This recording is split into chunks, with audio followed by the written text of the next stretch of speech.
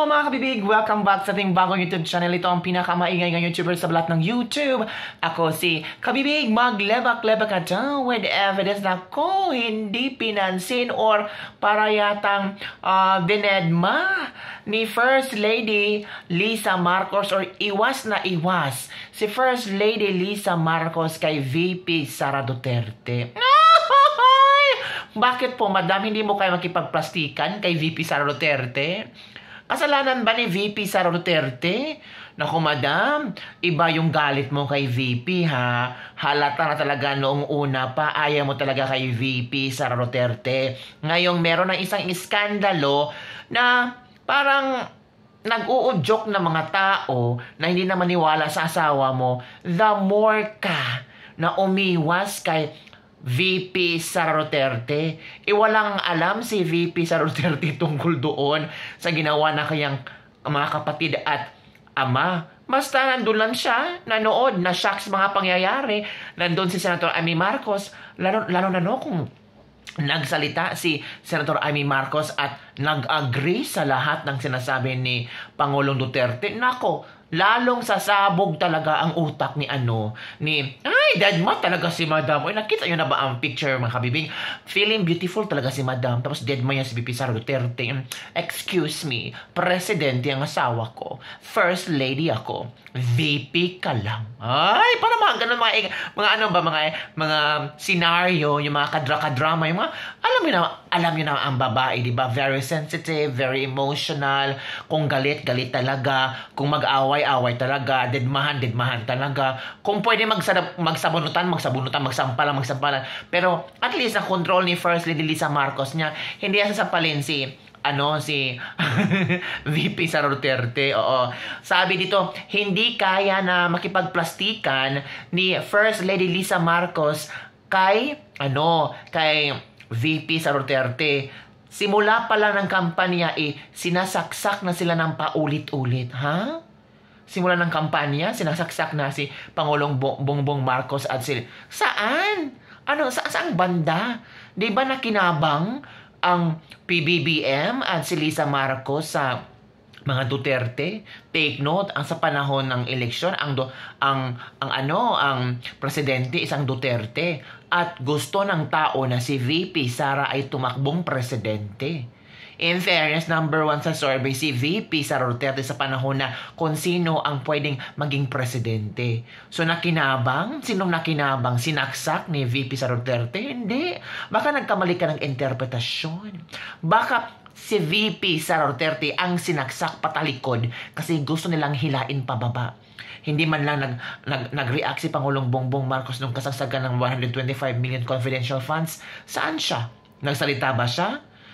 Kung saan yung pera ay galing sa Office of the President? Nagsalita ba siya na kailangan niyang depensahan si VP? Hindi. Tumahimik siya. Nagsalita lang siya nung tinanong siya ng press. Tapos sabi niya, di pa tapos na ang problemang yan? Oh, di ba? Kalurky kayo. Sus, ang daming times sa parang pinabayaan si VP Sara Duterte ni Pangulong Bongbong Marcos. Ito pa ang sinabi ng isang netizen. If I am a wife, natural, ma-feel ko. I watched the interview of her with one of their sons. She said that VP race of PBBM, he was heartbroken. So when PBBM said he will run for president, they don't want him to. But she said BBM has strong desire to serve. Sana strong desire to serve pa ang ating mararamdaman ngayon. Kasi parang hindi na Parang hinahanap na natin yung PBBM na minahal natin sa panahon ng eleksyon.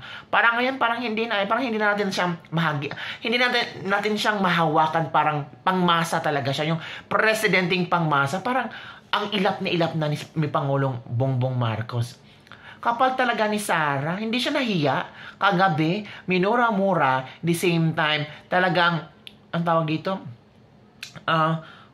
pinutakti ng negative bashing ang asawa or si Pangulong Bongbong Marcos. Ito pa, walang pinagkaiba ang Duterte at Marcos na ginawa nilang kagatasan ang kaba ng bayan na walang alam na trabaho kundi politika lamang.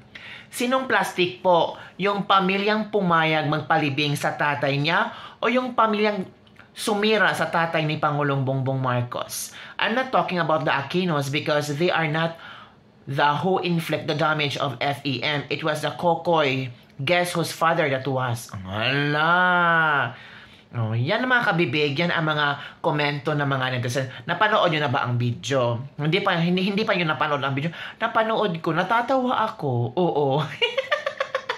Talagang sabi ng mga netizen, ay naku, ang butod, ang OA, hindi man runong makipagplastikan. And I don't know kung ano ang feeling ni Pangulong Bongbong Marcos, kung meron ba siyang hatred sa mga Duterte or kasali ba si VP Sara Duterte sa hatred na nararamdaman niya ngayon. I don't know how to find a way na to test kung ano ang nararamdaman ni Pangulong Bongbong Marcos. So far, ang ginagawa ni Pangulong Bongbong Marcos, magtrabaho lang at ipakita sa sambayan ng Pilipino na I am a working president. Kung ano man ang mga sinasabi nila tungkol sa adik, bangag, wala akong pakialam dyan. Basta ipapakita ko sa buong mundo na magtatrabaho ako. Depende na, that's my personal life. Para mga ganun ba? Ay, ako. So mga kabibig, ano ang yung reaction? Gusto niyo ba mapanood sa video? Panoorin niyo mga kabibig. Matatawa kayo, masyashock kayo, at makikita mo talaga kung sino ang totoong tao. Ikaw talaga kabibig, ang dami mong arte. Hindi naman. Gusto ko lang makita nyo ba kung saan ba kayo kay F. Elisa Marcos or VP Sara Duterte? Sino ba ang plastic? Si F. Elisa Marcos or si Vice President Sara Duterte? Or di kaya si Pangulong Bongbong Marcos? I think Pangulong Bongbong Marcos and VP, they're just doing their job. Parang casual na lang. Kasi kung hindi maging okay ang kanilang sitwasyon, there's a possibility, the more na hindi maganda ang ekonomiya ng bansa, the more na hindi stable ang gobyerno natin. So, panoorin nyo ang video at magbigay kayo ng reaction. Okay, Gary, go. Yan, pababa na si Pangulong Bongbong Marcos kasama si First Lady Lisa Marcos. Ay, naku, umiwas. Umiwas si F. Elisa Marcos. Saan siya papunta? Ay, nawala siya sa red carpet. Kasi nasa dulo si VP Sara Duterte. Natakot kay VP or galit kay VP Sara Duterte? Tingnan pa natin yung time na kung saan parang yatang mag-goodbye si Pangulong Bongbong Marcos kay VP Sara Duterte. Nag-usap sila. Naku, iwas na iwas talaga ang First Lady Lisa Marcos natin. The ever beautiful. Tingnan natin Nasaan na ba si F. Elisa Marcos? Biglang nawala. Hanapin nyo. Baka nawala na siya. My goodness, bigla siyang papasok dyan. F. Elisa, pasok! Nasan siya? Ipasok yun na. Ipasok yun na ang First Lady Lisa Marcos natin. Nandun siya, pasok. Diba? Dead man lang siya kay VP Sara Duterte. Ang smart. Parang hindi niya nakita si First Lady, Vice President Sara. Diba? Naku, dead man talaga siya si Madam. I am beautiful.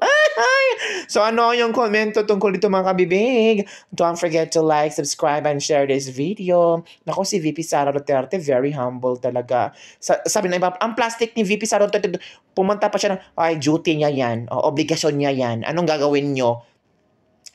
Kailangan ba talagang mag-away sila para magkagulo ang gobyerno? Ay, naku, kayo talaga?